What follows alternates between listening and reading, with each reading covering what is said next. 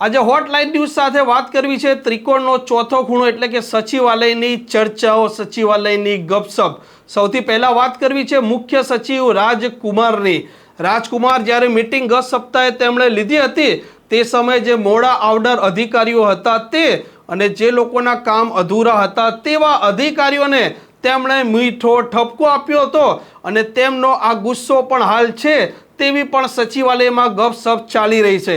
બીજી ચર્ચા ચાલી રહી છે કે પ્રદેશ પ્રમુખ તરીકે ભારતીય જનતા પાર્ટીના સી.આર. પાટીલ હાલ યથાવત રહેશે. આ નિર્ણયના કારણે ભારતીય જનતા પાર્ટીના અનેક નેતાઓ જે પ્રમુખ બનવાનું સપનું જોતા હશે તેના પર પાણી વળી ગયું છે. વિગતે વાત કરીએ તો આવનારા થોડાક સમયમાં 4 રાજ્યોની વિધાનસભાની ચૂંટણી આવવાની છે અને એમાંનો એક ચૂંટણી છે ઉત્તર પ્રદેશની પણ. આ ચૂંટણીઓને લઈને જે મોવડી મંડળ છે તે હાલ વ્યસ્ત છે અને તે કારણસર હાલ તે કોઈ પણ પ્રકારના બદલાવ કરવાના મૂડમાં દેખાતા નથી તેવી હાલ ચર્ચાઓ ચાલી રહી છે. ભારતીય જનતા પાર્ટીના ગુજરાતના પ્રદેશ પ્રમુખ તરીકે સી.આર. પાટીલ યથાવત રહ્યા છે.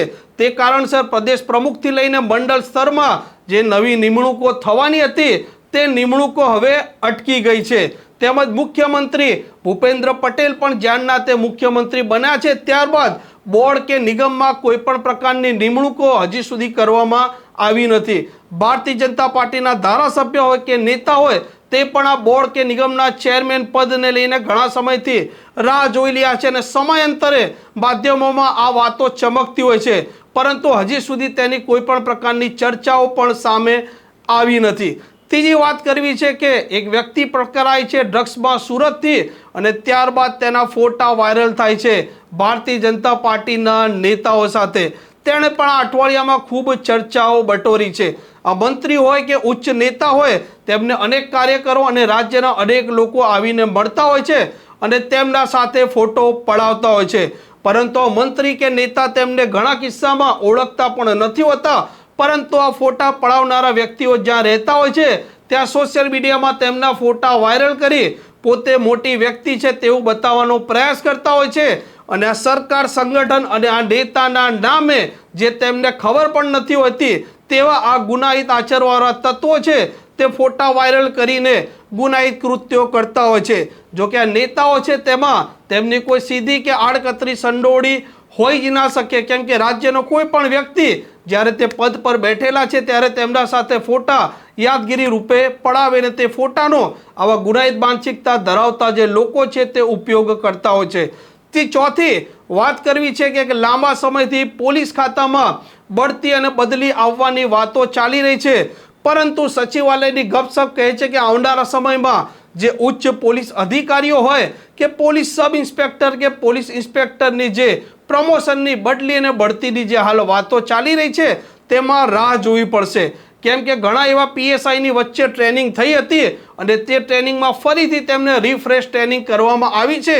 આ મોડ 2 અને મોડ 3ની તેમણે 3 મહિના ટ્રેનિંગ કરી હતી તેમ છતાં મુદ્દો હજી ચર્ચામાં છે અને પોલીસ સબ ઇન્સ્પેક્ટરોને હેરાન કરવામાં આવી રહ્યા છે તેવી ચર્ચાઓ પણ ગાંધીનગરમાં ચાલી રહી છે. આ પોલીસ અધિકારીઓ અને ઉચ્ચ પોલીસ અધિકારીઓ જે બઢતી અને બદલીઓની રાહ જોઈ રહ્યા છે તેમાં હાલ પૂરતું લાગી રહ્યું છે કે મુખ્યમંત્રી આ મામલે ટુકડે બદલીઓ કરશે. એક સાથે બદલી થઈ શકે તેવા હાલ કોઈ સંકેતો દેખાતા નથી.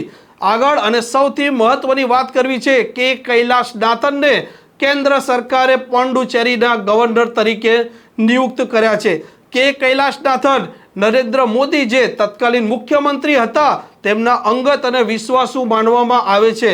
તે નિવૃત્ત થયા ત્યારબાદ તેમને રાજ્ય સરકારે 13 વર્ષ એક્સટેન્શન આપ્યું છે અને મુખ્યમંત્રીના તે નજદીક રહ્યા છે. તેમણે આનંદીબેન પટેલ હોય, વિજય રૂપાણી હોય, મુખ્યમંત્રી ભૂપેન્દ્ર પટેલ સાથે તેમણે કામ કર્યું છે.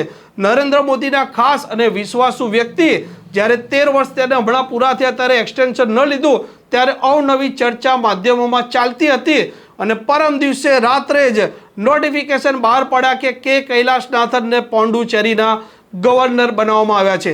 તે કેરાલા તરફના છે અને કેરાલાની જે ભાષા છે તેનાથી પણ તે વાકેફ છે. બે શક્યતાઓ હાલ ચર્ચાઈ રહી છે કે દક્ષિણમાં ભારતીય જનતા પાર્ટીને મજબૂત કરવા માટે સંભવત કેકેની નિમણૂક કરી હોય અથવા તેમણે આજે વફાદારીપૂર્વક જે કામ કર્યું છે તેના શિરપાવ રૂપે પણ તેમને પોંડુચેરીના ગવર્નર બનાવ્યા હોય. આ ગાંધીનગરની હાલ ગપસપો ચાલી રહી છે, સચિવાલયની ચર્ચાઓ છે. આ ચર્ચાઓ ઓફ ધ રેકોર્ડ છે. આ ચર્ચાઓ ફક્ત આપને હોટલાઇન ન્યૂઝ પર જ સાંભળવા મળશે. જો આ ચેનલને હજી સુધી આપે સબસ્ક્રાઇબ ન કર્યું હોય તો અવશ્ય સબસ્ક્રાઇબ અને શેર કરી દેજો. નમસ્કાર.